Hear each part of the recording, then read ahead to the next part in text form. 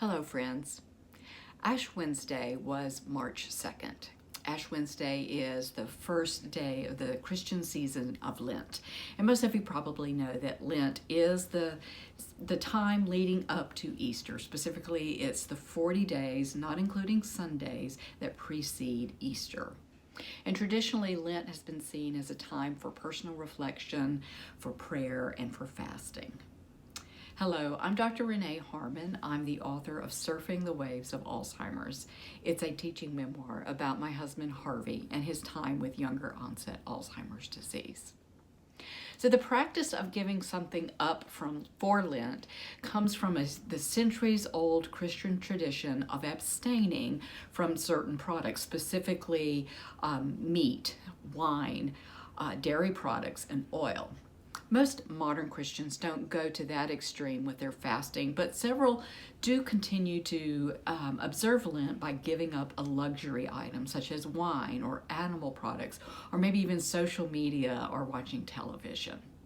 I know those few times that I have given up something for Lent, it's been a food substance that somehow I felt I was addicted to. And I found when I gave up something like that for Lent, every time I had that feeling like I needed that particular food or drink, it reminded me of this unhealthy obsession I had, and it also reminded me that the true source of spiritual sustenance does not come from what I put in my mouth. Now, other people choose to take on a healthy or positive habit as their Lenten observation. So people may choose to pray daily, read the Bible more regularly, maybe even volunteer. I have a friend, Becky, who chose to take on a positive habit during a Lent just a few years ago.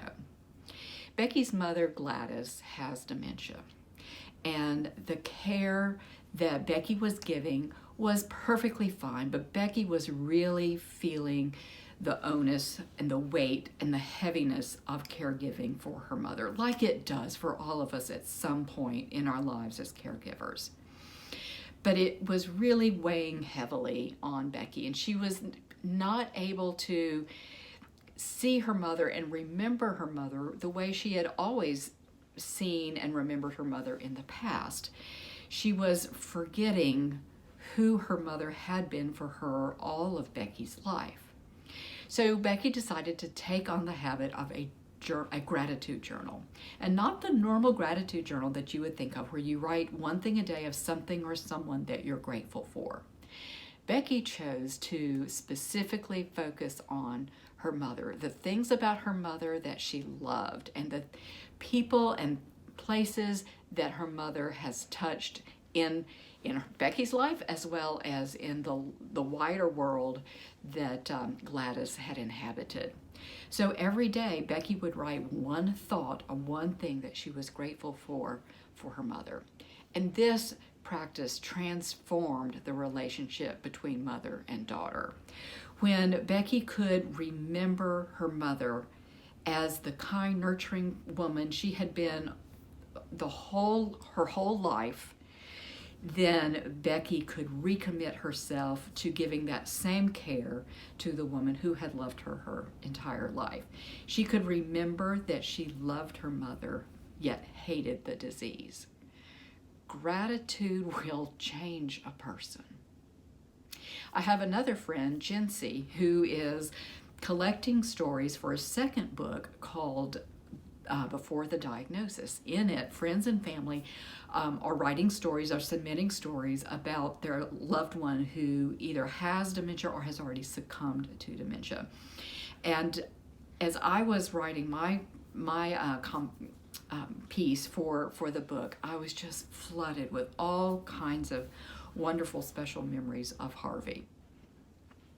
And I know that it can be difficult to remember your loved one from before their time with dementia because it's a reminder of all that has been lost.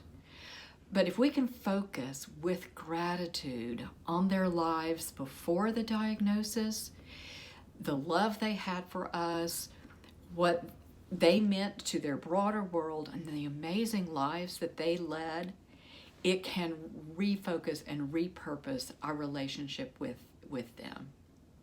So I hope that this Lenten season is transformative to you in whatever way you need it to be. Thank you. Be well and keep your balance.